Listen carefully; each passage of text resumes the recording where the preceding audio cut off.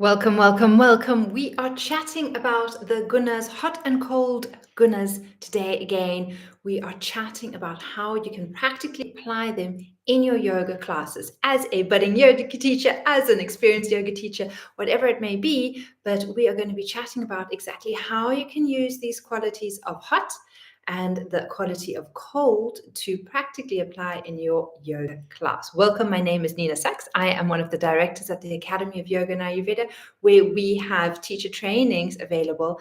And in these teacher trainings, we really focus on you, the individual, and how to help you with becoming the best yoga teacher available. So, if you're interested, head to our website, find out when our next courses are starting, and I'll probably have a conversation with you and we can find out exactly what it is that you're needing and if our training is the right one for you. But let's get into the hot and the cold qualities and exactly what that looks like. So first of all, yesterday is all about the hot and the cold qualities. We went all into it. So go and have a listen back to that one. But how do you now practically apply that to your yoga practice? That is one of the questions I got. I'm like, Nina, that's all interesting, knowing about all the hot and cold qualities, but how, as a yoga teacher, do I now apply this in my yoga teaching? And this is how you're going to do this.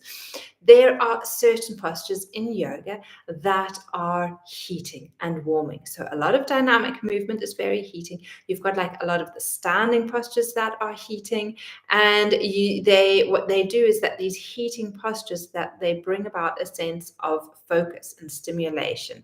You also have yoga postures that are very cooling and calming. So a lot of your static postures and a lot of your lying and grounding postures are very much cooling for the body. So now what does this mean? Well, this is how you can practically apply it to your yoga class, is that first of all, look at what the weather is doing, because the weather is always going to be impacting how we feel.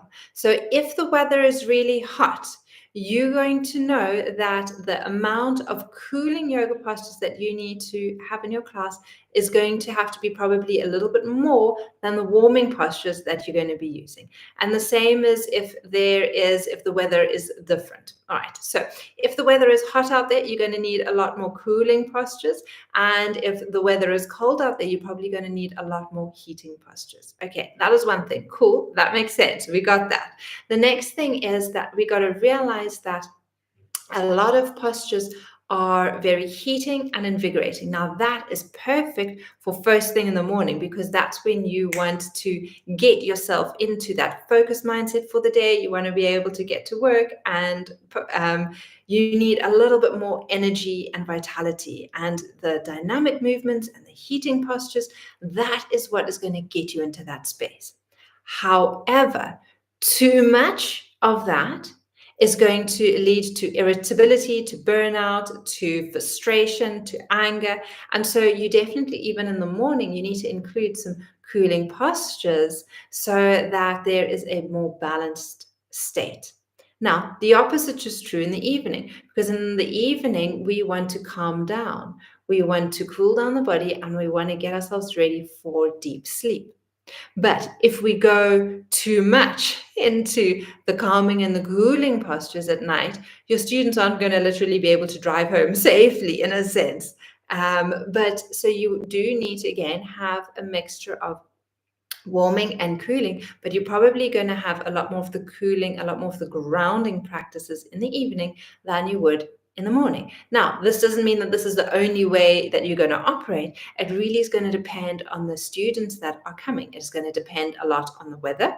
If the weather is hot or cold, or if it is very kind of like neutral, like it is just a lovely, beautiful day, and you can kind of definitely have that lovely equal amount of hot and cold. It's going to depend on the temperament of your students.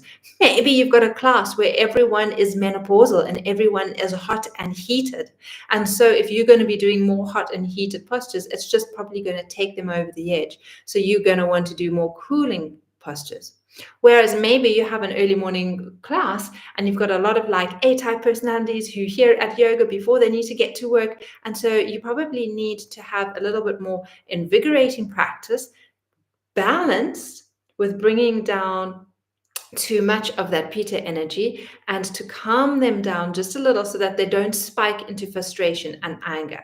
And so when you observe these qualities of hot and cold and how to use them in your yoga practice, you become a much more what is the word, like, together yoga teacher. Like, people are going to resonate with you because you understand what they're intrinsically needing.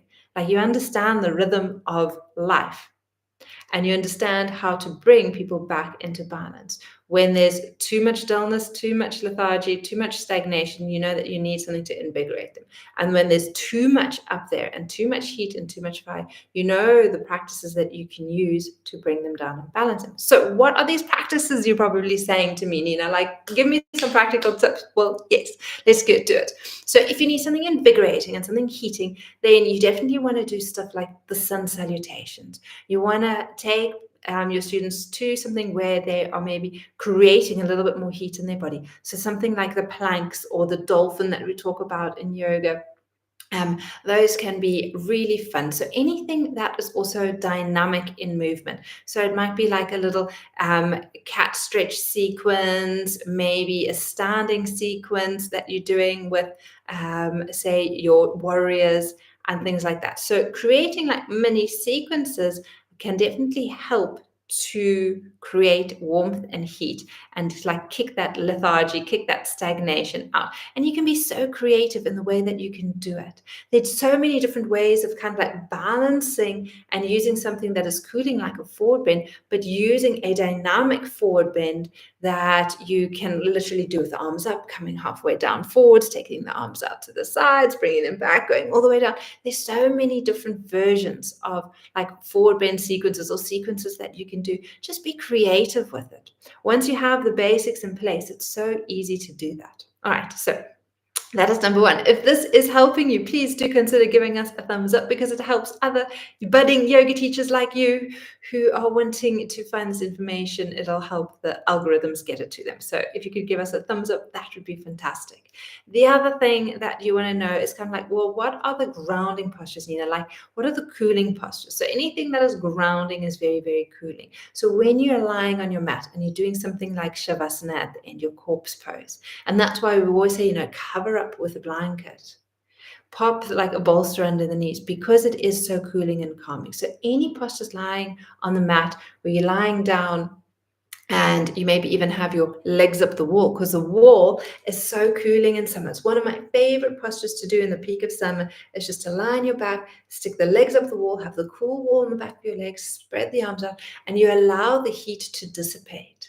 So anything that is like open wide, where you can just spread out, allows that heat to dissipate. Anything that's very kind of like drawn in, and also where there's a lot of movement, keeps that heat drawn within.